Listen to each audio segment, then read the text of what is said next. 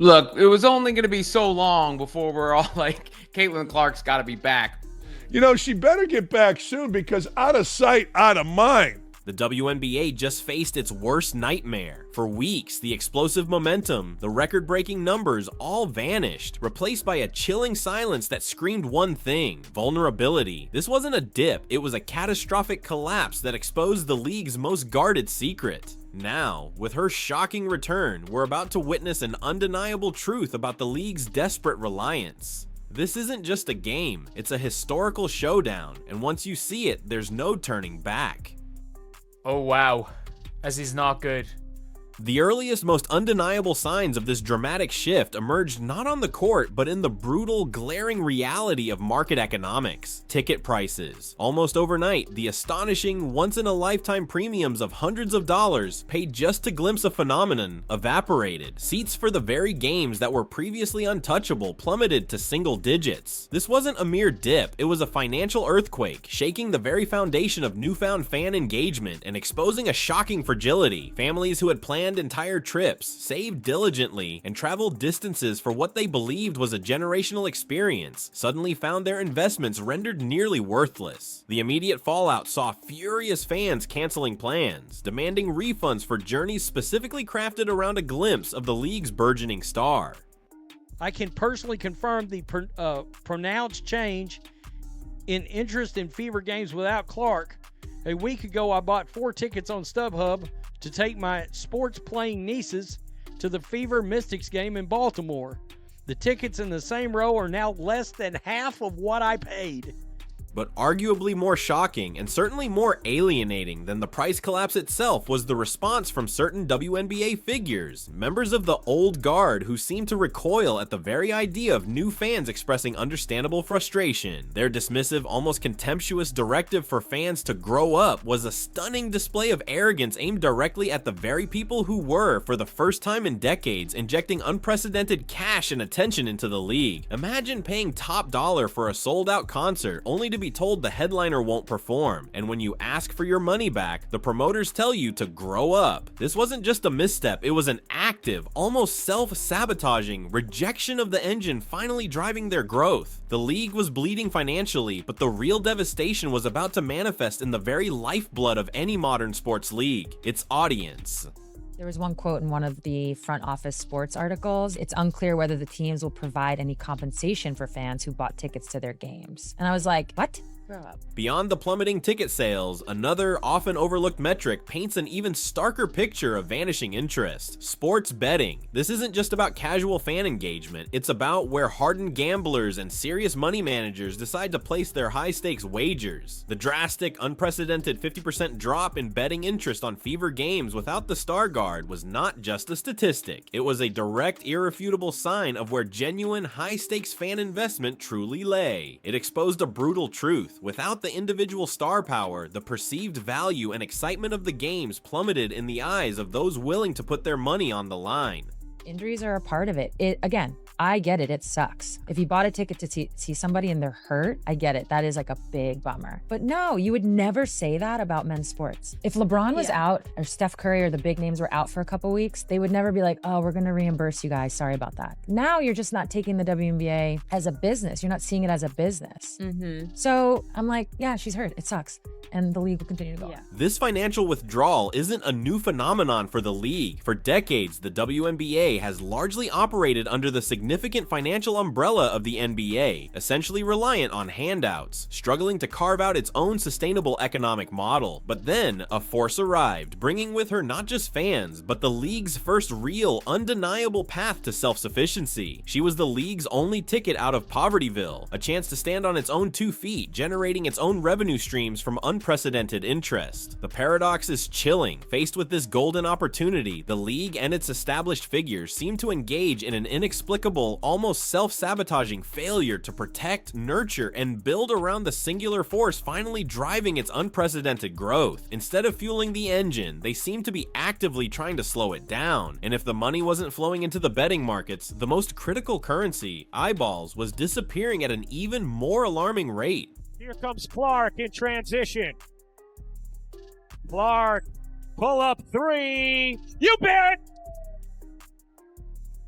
The raw numbers are brutal, stark, and utterly undeniable. A staggering 55% drop in national viewership for WNBA games has occurred since the pivotal quad injury. Zoom in specifically on the team, and the picture becomes even uglier. Over half their audience vanished overnight. Before her injury, the team's nationally televised games averaged an incredible 1.8 million viewers. Since then, a shocking drop to a mere 847,000. This isn't just a decline, it's an unmitigated freefall. Betting interest on Fever games dropped as much as 50% last week at sportsbooks when star guard Caitlin Clark was out. The amount wagered on the Fever's 2 games last year at Caesar Sportsbook was roughly half as much as the team's first 4 games of the season. For years, the narrative from a certain segment of the old guard insisted that the league's true fans would watch the product, regardless of individual stars. Her absence utterly annihilated this myth. The highly anticipated rematch between the team and a fierce rival, a game overflowing with built-in animosity, lingering drama from their previous clash, and weeks of non-stop headlines, should have shattered records. It had everything any TV executive could dream of for a major draw. Yet despite all that built-in tension, the viewership tanked without the catalyst. Fans investing less of their time. Even as good as that rating was, Caitlin Clark's good for about 1 million extra viewers.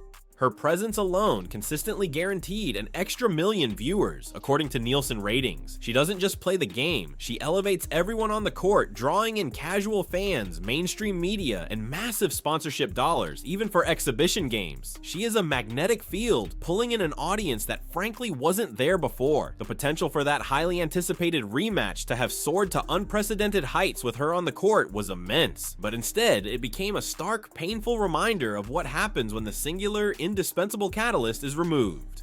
And a lot of people thought, well, nobody's going to support the Fever now that Caitlin Clark's not there, blah, blah, blah, blah, blah. These new fans aren't helping because they're not tuning in for games if Caitlin Clark's not involved.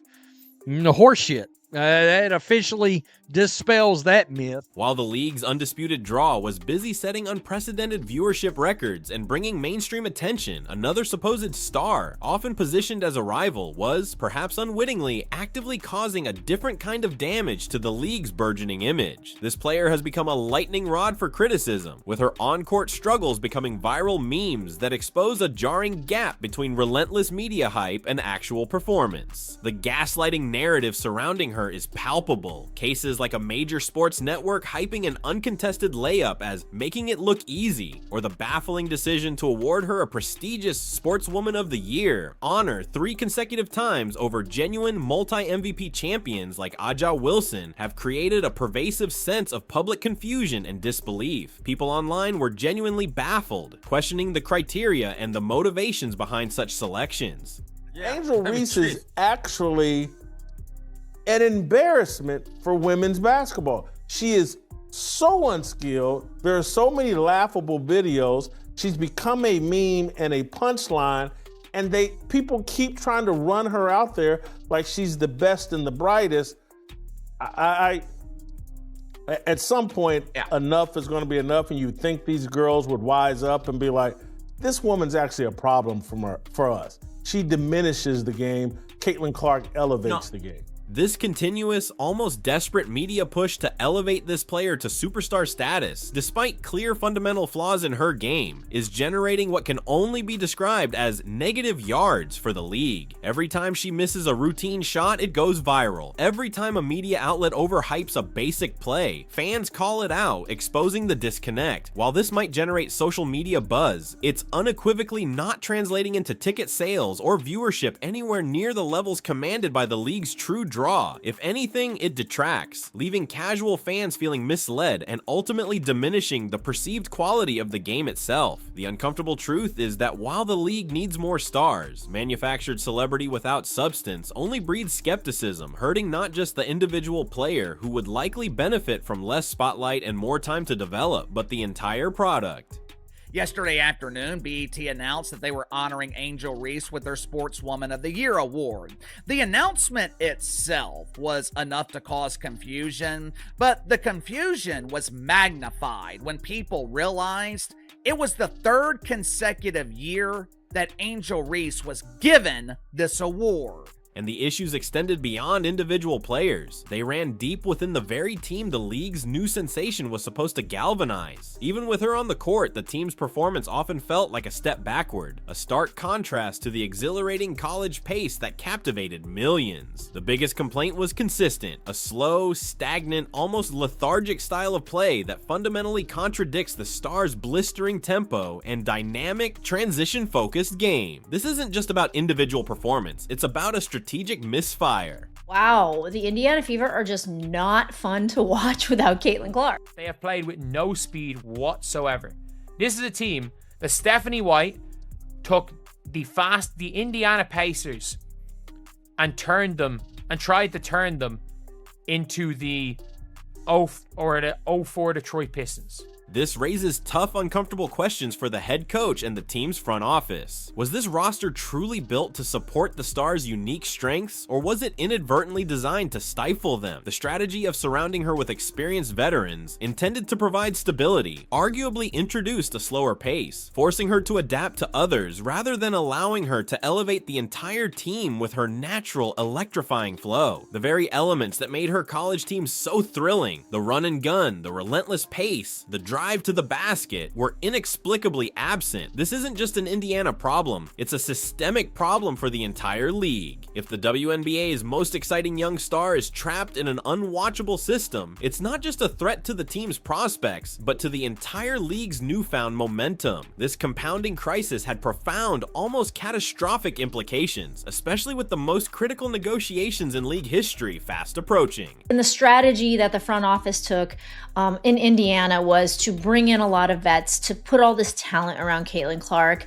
But really, like, what was so fun about watching the Indiana Fever last year was their run and gun, fast pace, like just drive the ball to the basket, and they are not doing that now. The WNBA's collective bargaining agreement negotiations are looming large, promising a potential clash over player salaries, benefits, and revenue sharing. This is traditionally where players, armed with rising viewership and growing interest, gain significant leverage. But with the league's undeniable draw sidelined, the players' perceived power has been utterly decimated. The bold statements from certain players, confidently declaring they held all the cards, now ring hollow against the backdrop of dwindling numbers. All the owners have to do is say, what if she gets injured again? It's like, we are not committing to this because she can get injured again. And if she gets injured again, it's over. Suddenly, the owners, typically on the defensive in such negotiations, now hold a chillingly effective trump card. What if she gets injured again? It's not just a hypothetical, it's a legitimate business concern that utterly undermines player demands and exposes the fragility of the league's economic model without its primary driver. The stark, undeniable reality is that the real leverage, the power to move markets, fill arenas, and drive negotiations resides almost entirely with one individual. Without her on the court, the numbers aren't there. The ratings are down, the buzz is fading, and the negotiating power players thought they'd possess has slipped away like sand through fingers. This isn't just about missed games, it's about millions of dollars, future salaries, and the fundamental financial health of the entire league. What do we talk about? If you're going to be a successful sports league, you got to bring in the casual fan. I mean, that old WNBA fandom loves to brag, oh, we was here and we was watching these athletes and blah, blah, blah. Nobody cares. If you can't get the casual fan, your league is a failure. Because you got to have something that pulls that viewer in. Then, the news exploded across social media. The league's most impactful star is officially cleared to play.